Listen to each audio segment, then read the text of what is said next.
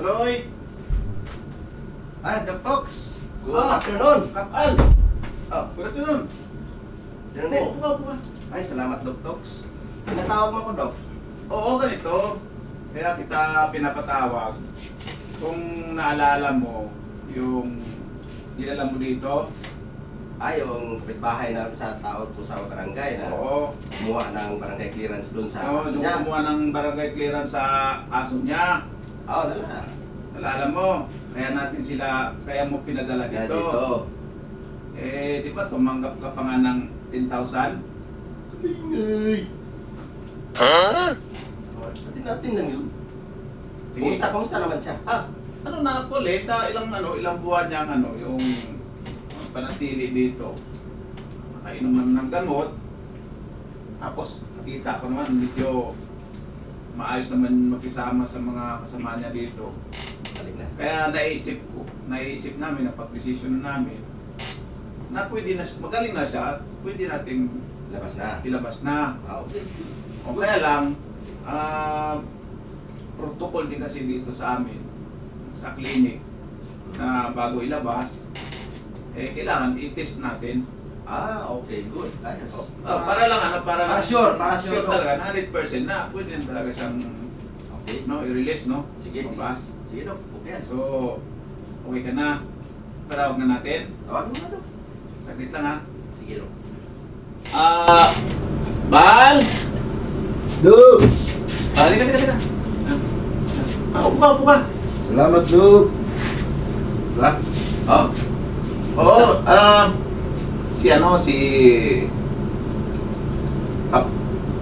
si Kap, Al, diba? Kasi nalala mo siya? Naalala Siya ko. yung nagdala siya dito, diba? Siya nagdala siya dito. Naalala ko, Doc. Yun. Ganito, kasi nakita ko naman, obserbahan ko naman na magaling ka na. So, gusto mo nang umuwi sa inyo, di ba? Opo, Doc. So, kaya lang, bago ka namin i-release, kailangan masagot mo ng maayos yung yung mga katanungan. Di ba? Okay. So, i-test natin. Sige, Doc. Okay? So, ganito.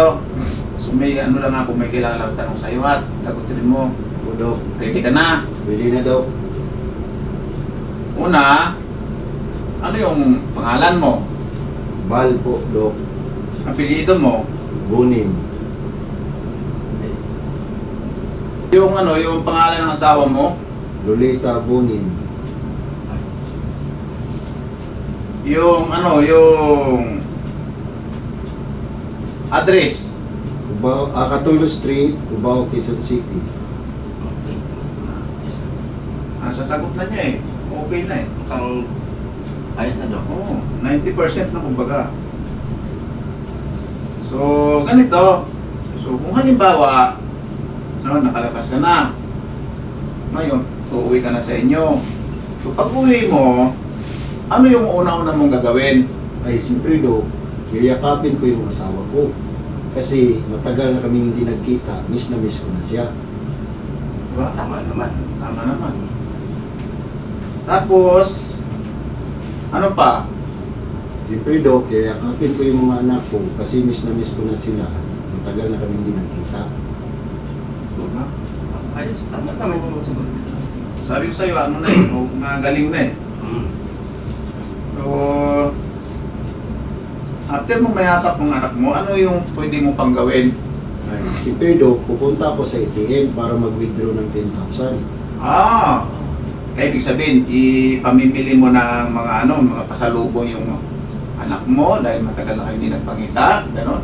Namimiss mo na sila. Bibilang mo sila ng mga laruan, gamit, gano'n. Hindi, Doc. Anong gagawin mo? Punta ako sa barangay para ikuha ng barangay clearance yung pusa ko. Balik ka dun! No.